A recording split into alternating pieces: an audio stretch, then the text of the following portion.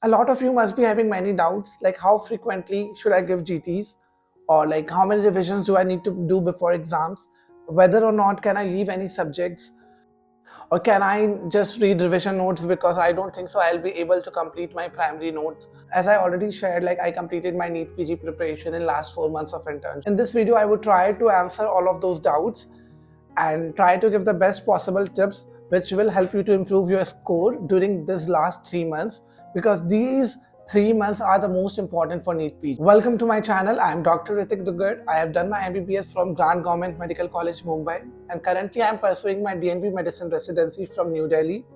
So right now around 90 to 100 days are left. So if you are an intern, do not give up, because a lot of you must be having a thought like इस साल तो ऐसे भी selection नहीं हो पाएगा, let's next year अच्छे से exam देंगे, because I was having similar thoughts, so which did pull me down. Like I did not give my 100%. So do not make this mistake, because the best part while giving with internship is that you do not have a lot of pressure.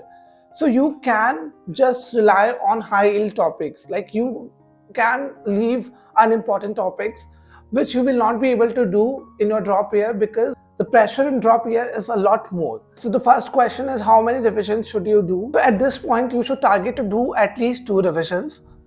So do not make a complete schedule कि हाँ इन 5 दिन में ये subject करना है, इन 3 दिनों में ये सब्जेक्ट करना है, because वो फॉलो अप हो ही नहीं पाता है.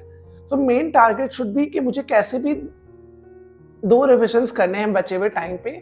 So manage your time accordingly. Different, because everyone have different weaknesses and strengths when it comes to different subjects. So it might be possible that आपको short subject करने में comparatively ज़्यादा time लग गया compared to a vast subject. So just plan according to yourself कि so that you can have a schedule of 2 revisions in these 90 days. The first strategy while doing revision is that read fast. Do not give a lot of time to go through a thorough revision and chase perfection, because frequency of revision is much more important. Second is, during your first revision, figure out important topics, figure out what is your weaknesses, which topics you generally tend to forget, correlate it with PYQs and GGs at the same time, so that you will be able to make a 20th notebook. So even if you are not able to finish your first revision in time, and you think that you cannot do a second revision, you will have a 20th notebook for your last moment, which will give you a lot of confidence if you read just before your exam. Because if you do not have a concise 20th notebook, so you will start panicking. So second question was how frequently one should give GTs.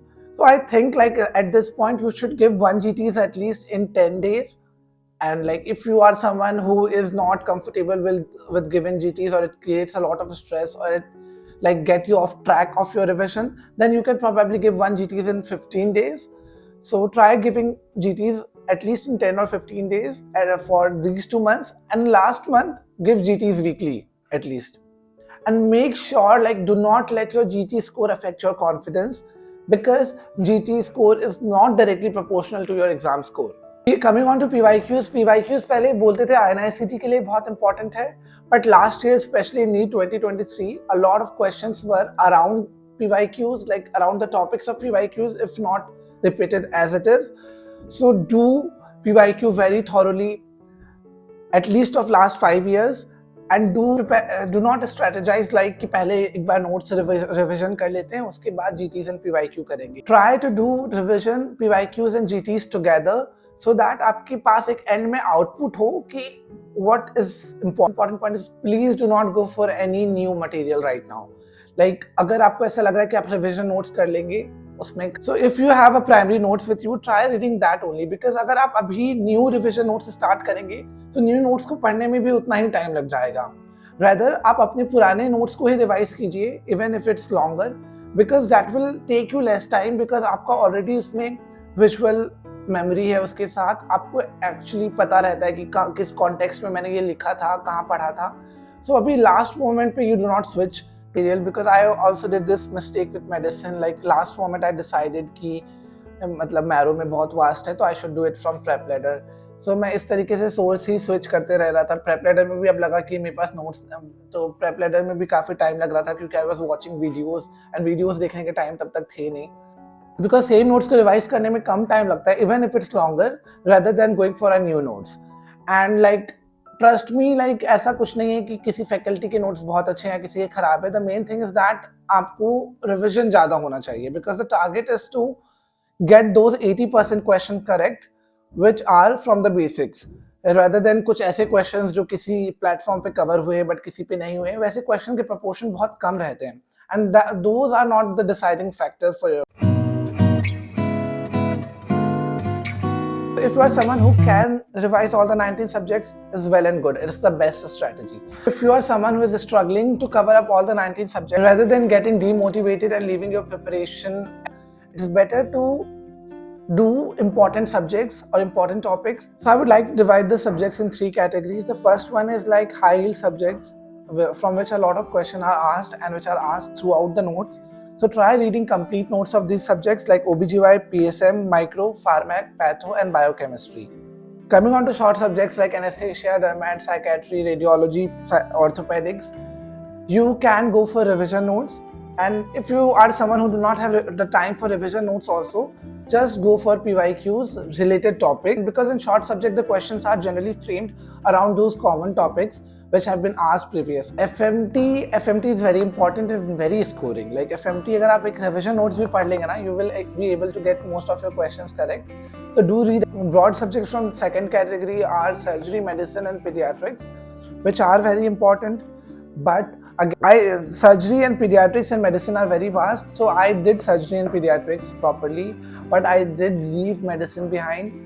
But मुझे लगता है कहीं ना कहीं उससे कुछ affect हुआ है थोड़ा बहुत, क्योंकि कई सिली मिस्टेक्स जो कोर मेडिसिन के थे वो नहीं होते अगर मैंने मेडिसिन पढ़ा होता.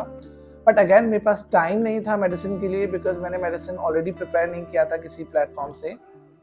So try reading these subjects also after finishing that first section wale sub. Coming on to anat, physio and ENT and ophthal, like you can leave these subjects. Like I'm not suggesting you should leave these subjects, but अगर आप ऐसे situation में हैं कि आपसे नहीं हो पाएगा, आपको पता है कुछ छोड़ना है, so I think so these subjects you can leave. Like anat and physio are mostly covered along your journey, so you have a basic idea of it.